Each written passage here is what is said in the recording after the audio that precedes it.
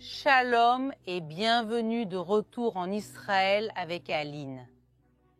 Aujourd'hui, nous sommes à Tel Arad, au milieu du désert du Negev, pour découvrir cette ville biblique de plus de 5000 ans qui renferme de nombreux mystères et secrets. Nous allons découvrir la ville cananéenne, la forteresse du roi Salomon et finir sur le plus grand mystère de tous. Un temple construit par certaines des 12 tribus d'Israël, mais contre les commandements de Dieu, car il a été construit en dehors de Jérusalem et y était brûlé. Du cannabis? Alors, si vous êtes prêts, commençons.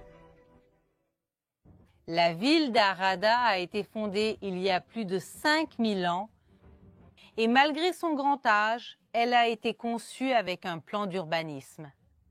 Nous pouvons clairement voir où nous marchons maintenant. C'est une rue qui était pavée. Et maintenant, ici à côté, nous pouvons voir les différentes maisons et nous allons entrer pour voir comment vivaient les Cananéens.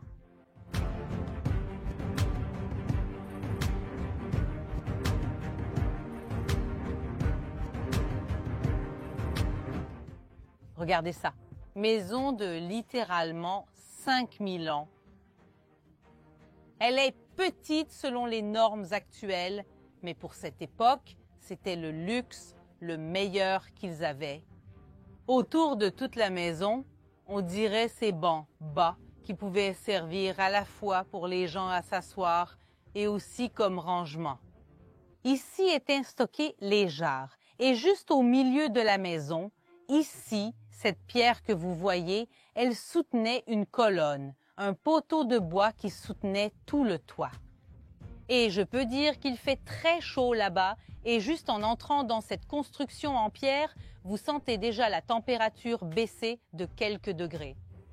Les gens pouvaient vivre ici, au milieu du désert, parce qu'ils avaient la technologie pour supporter ce climat. Une partie était due au type de construction et une autre partie à la gestion de l'eau. D'où obtenaient-ils de l'eau ici, au milieu du désert, où il n'y a pas de source, de rivière et où il ne pleut pratiquement pas? Voyons comment les Cananéens survivaient avec presque pas d'eau.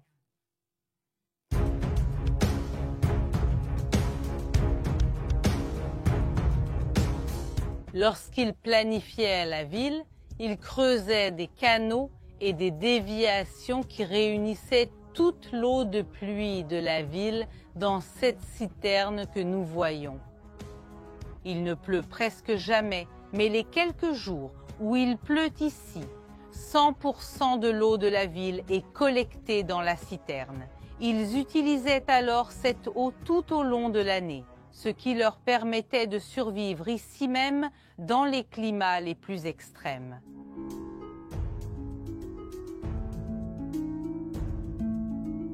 Et Harar, comme toute ville respectée à l'époque biblique, avait un grand mur que nous pouvons voir ici à côté de nous. Elle mesure plus d'1,2 km de long et 2,5 mètres de large, vraiment pour protéger la population de la ville qui n'était pas si grande, on parle d'environ 2500 personnes. Mais la muraille ne suffit pas. La muraille avait encore une autre protection qui sont les tours, comme celle que nous voyons ici. C'est une tour semi-circulaire. Et maintenant, nous entrons à l'intérieur de cette tour. Et pour moi, il est incroyable d'imaginer que quelqu'un qui était ici il y a plus de 3000 ans a vu et combattu contre Moïse, comme nous le savons grâce à ce passage biblique. Le roi cananéen d'Arad, qui habitait dans le Negev, a entendu dire qu'Israël venait par le chemin d'Atarim. Il a attaqué les Israélites et a fait quelques-uns d'entre eux captifs. Alors le roi d'Arad et ses soldats étaient sur leur tour de muraille, y compris celle-ci. et ils ont combattu et vaincu le peuple d'Israël.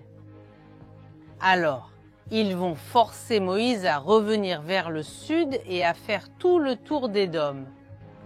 Ce que nous connaissons comme les 40 années d'errance dans le désert, parce que le chemin entre l'Égypte et Israël est très proche. Alors, pourquoi les gens vont-ils faire tout ce détour comme nous le voyons sur la carte? D'abord parce qu'ils devaient y passer 40 ans dans le désert, comme Dieu l'avait ordonné.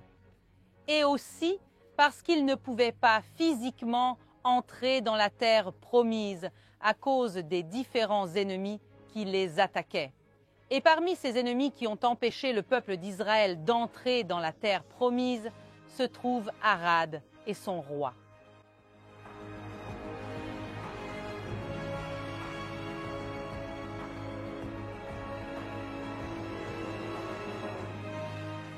On peut déjà voir là-bas à l'arrière-plan la forteresse du roi Salomon et maintenant nous allons faire cette promenade et continuer à découvrir les mystères de cette ville.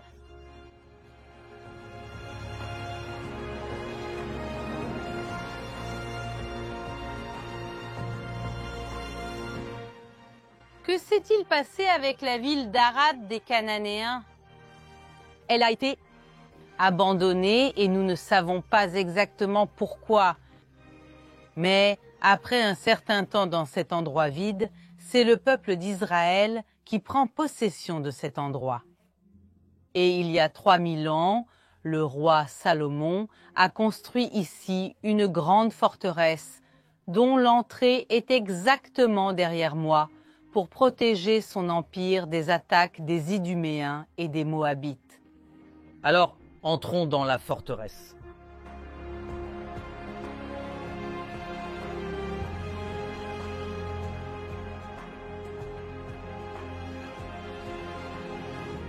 Arad recèle de nombreux mystères et un trésor qui a été trouvé ici nous aide à les résoudre.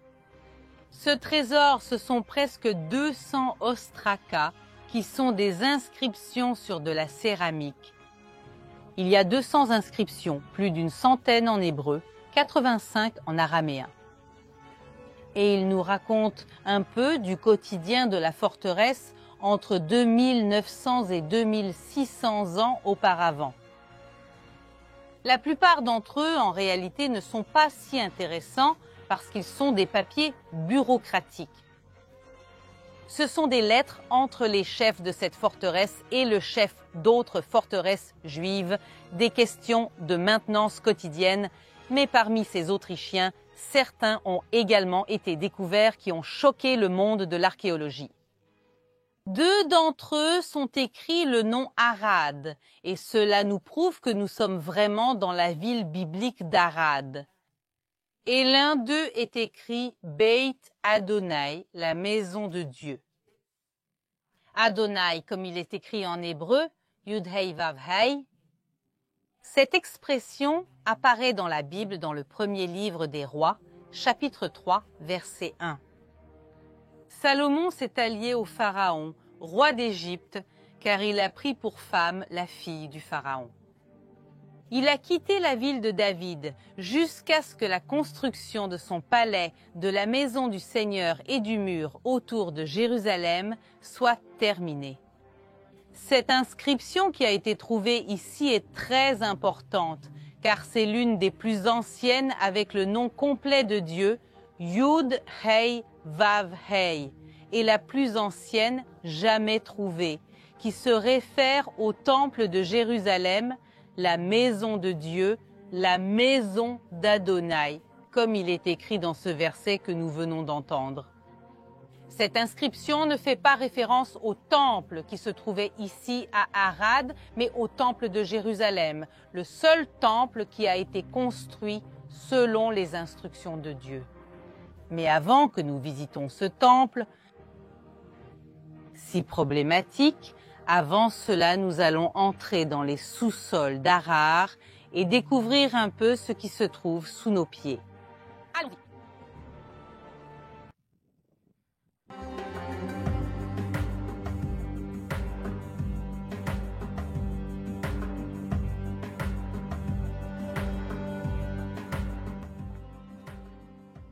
Et qu'est-ce que ce complexe souterrain dans lequel nous entrons maintenant?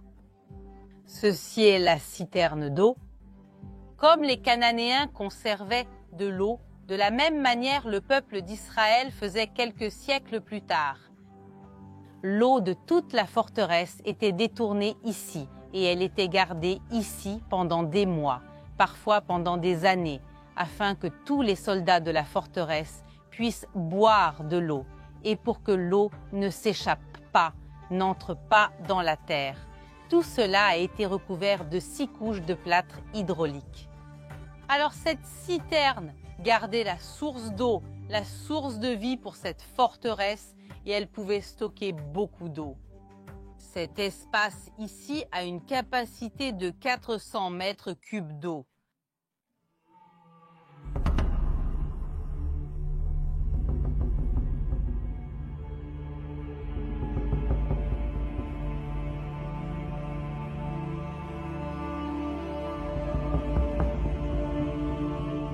Entrer dans cet endroit me donne une sensation un peu étrange. Je ne sais pas si c'est à cause de l'endroit lui-même ou parce que je sais ce qui se passait là, mais ça donne une agitation. C'est une sensation étrange. Mais où sommes-nous? Nous sommes à l'intérieur d'un temple, construit contre les instructions de Dieu, et ceux qui ont construit ce temple étaient une partie du peuple d'Israël, une partie des 12 tribus d'Israël, principalement la tribu de Juda et la tribu de Siméon. Et ils vont construire ce mini-temple qui mesure 20 mètres sur 13 mètres de longueur. Selon les instructions du temple de Jérusalem, voyez l'ironie, l'une des similitudes est la direction. Ici, c'est la direction du lever du soleil, c'est l'est, de la même manière que le temple de Jérusalem était orienté vers l'est. Et quand nous entrions dans le temple, qu'est-ce que nous voyions comme première chose? Un autel de sacrifice. Et c'est exactement ce que je vois ici. Regardez cet autel dont les mesures suivent les instructions bibliques. Ce sont 5 coudées par 5 coudées. Et le prêtre montait ici pour faire des sacrifices. Mais nous allons bien préciser que les sacrifices faits ici n'étaient que des sacrifices d'animaux exactement sur cette pierre centrale que nous voyons, mais qui sont les prêtres. Nous ne sommes pas sûrs, mais ce que nous avons trouvé ici parmi les nombreuses inscriptions sont les noms de 2 familles de Cohen qui sont des familles descendantes d'Aaron, parties de la tribu de Lévi. Ces mêmes familles servaient dans le temple à Jérusalem et peut-être que certaines personnes de cette famille venaient aussi servir dans ce temple ici. Et les familles sont les suivantes: Mérémo et Pachon. Mais l'autel n'était pas le lieu le plus important du temple. L'endroit le plus important et le plus choquant de ce temple était le Kodesh HaKodashim, le Saint des Saints, qui se trouve ici juste derrière nous et dans lequel nous allons maintenant entrer.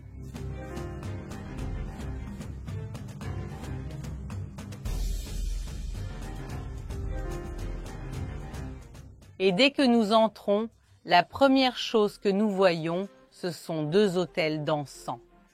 Et quand j'appelle cet endroit personnel choquant, ce n'est pas une façon de parler, et à mon avis, ce n'est pas exagéré. Ce qui a été trouvé ici est vraiment choquant pour l'archéologie et pour l'archéologie biblique.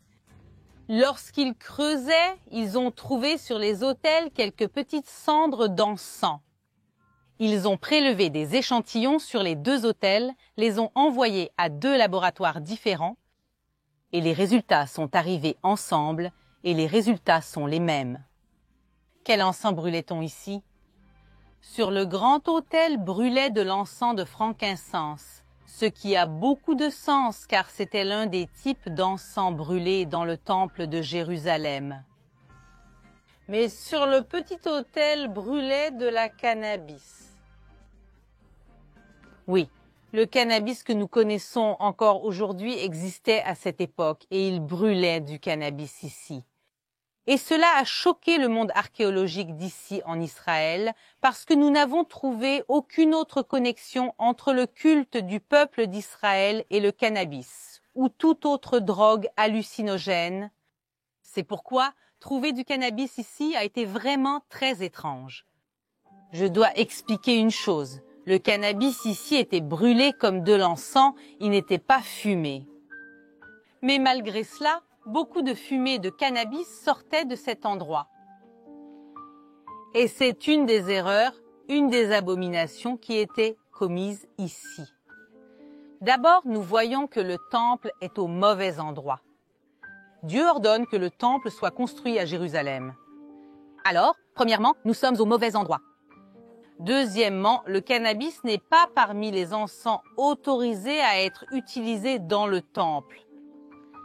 Et une autre chose choquante est qu'il y a deux ici, autels d'encens.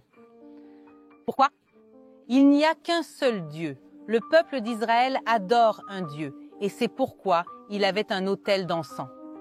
Et ici, lors des fouilles archéologiques, on a trouvé deux, un plus grand et un plus petit, et on a aussi trouvé ici plus d'une matseva que nous allons monter et voir maintenant.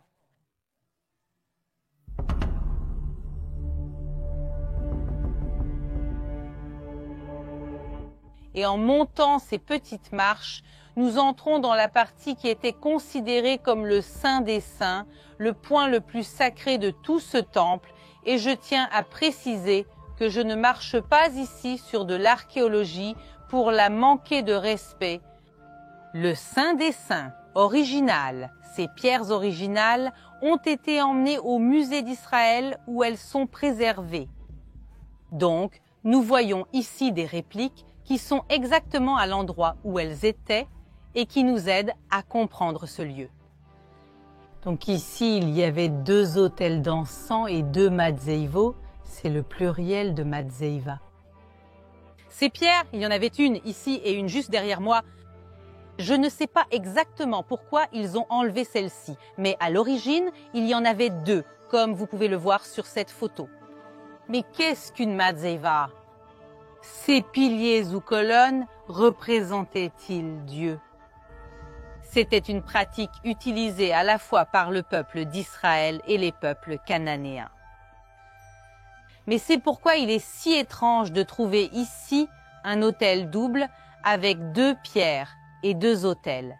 Certaines personnes spéculent qu'ici, à cet endroit, l'abomination la plus importante n'était pas le cannabis, mais le culte de deux dieux. Le Dieu d'Israël d'un côté, avec un autel plus grand, et une pierre plus petite avec un autel plus petit qui était peut-être destiné à la déesse Ashéra. Nous n'en sommes pas sûrs, c'est une spéculation. Il se peut qu'ils aient décidé de mettre deux objets par hasard et de n'adorer qu'un seul Dieu. Mais il y a beaucoup de choses qui ne vont pas dans cet endroit, comme vous pouvez le voir. Et la question est, qui était la personne ou le roi qui a ordonné la construction de ce lieu? La théorie originale est que ce temple a été construit par le roi Salomon lui-même, car c'est probablement lui qui a construit la forteresse. Et parce que nous savons aussi qu'il avait un pied dans le paganisme aussi. La Bible elle-même nous dit qu'il épouse des femmes païennes et qu'il participe à leur culte. Alors peut-être est-il celui qui a amené ce culte mélangé à Ashéra à cet endroit. Mais les archéologues ne sont pas d'accord avec cela car ils ont recueilli ici plusieurs matériaux en utilisant diverses techniques dont le carbone 14 et ont découvert que ce temple a été construit en 750 avant Jésus-Christ. Et le roi qui régnait à cette époque était le roi Achaz. Et cela correspond parfaitement à ce que la Bible nous raconte. Achaz était un très mauvais roi et un roi extrêmement idolâtre. Il va même faire des sacrifices à des dieux païens. Et peut-être le pire de tout, c'est qu'il sacrifie son propre fils à un dieu païen. Et il va construire pour Israël des lieux pour brûler de l'encens à d'autres dieux, comme il est écrit dans ce passage. Achaz avait 20 ans quand il commença à régner, et il a régné 16 ans à Jérusalem. Il n'a pas fait ce qui était droit aux yeux du Seigneur, au contraire de David, son père, il a suivi les voies des rois d'Israël et même fait des images fondues pour les Baalim. Et dans chaque ville de Juda, il a construit des hauts lieux pour brûler de l'encens à d'autres dieux, et ainsi il a provoqué la colère du Seigneur, Dieu de ses pères. Et quelle a été la fin de ce temple? En fait, le fils du roi Achaz était le roi Ézéchias, et il était l'opposé de son père. Il a lutté contre l'idolâtrie et a détruit les hauts lieux. Parmi eux, celui que nous voyons ici. Il brise les statues et réalise la plus grande réforme religieuse qu'Israël ait jamais vue, comme nous pouvons le lire dans ce verset du 2e livre des rois. La 3e année du règne d'Oséias, fils d'Éla, roi d'Israël, Ézéchias, fils d'Achaz, roi de Juda, commença à régner. Ézéchias a fait ce qui était droit aux yeux de l'Éternel. À l'image de tout ce que David, son père, avait fait, il a supprimé les hauts lieux, brisé les colonnes et renversé le poteau d'Achéra. Il a également réduit en miettes le serpent d'airain que Moïse avait fabriqué. Les enfants d'Israël appelaient ce serpent Nehushtan, et jusqu'à ce jour-là, ils lui brûlaient de l'encens. Moins de 50 ans après que Achaz a construit ce temple, le roi Ézéchias le détruit. Mais il ne le détruit pas par des guerres. Ce qui est intéressant, c'est que ce lieu a été trouvé démonté, ce qui correspond parfaitement à la description biblique. Ils prennent ce temple, démontent son autel, démontent tout et le recouvrent de terre afin que personne d'autre ne puisse venir l'adorer ici et qu'il n'aille qu'à Jérusalem, la maison de Dieu.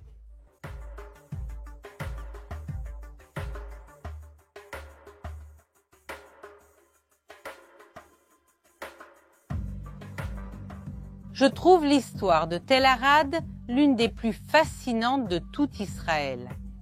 Bien que ce soit un endroit peu visité, nous pouvons ici témoigner de la vie au milieu du désert, des constructions du temps du roi Salomon. Mais l'essentiel est vraiment ce temple. Voyez comme le peuple d'Israël peut tomber bas avec la maison et toute son idolâtrie. Mais je pense que le meilleur exemple de cet endroit est précisément Ézéchias, qui est né dans une maison pleine d'idolâtrie, dont son propre frère a été sacrifié aux dieux païens. Il sait faire preuve de discernement pour comprendre l'histoire d'une manière différente et choisir le bon chemin. Et c'est pourquoi il a été celui qui a démonté cet endroit et nous l'avons trouvé 2600 ans plus tard. Pour nous prouver une fois de plus la vérité des histoires bibliques, ici depuis l'époque de Moïse, en passant par le roi Salomon, le roi Achaz et Ézéchias. J'espère que vous avez aimé découvrir cet endroit si différent et controversé en Israël, et si vous êtes ici dans la zone d'Arad, ne manquez pas de visiter Tel Arad. Un gros bisou et à la prochaine!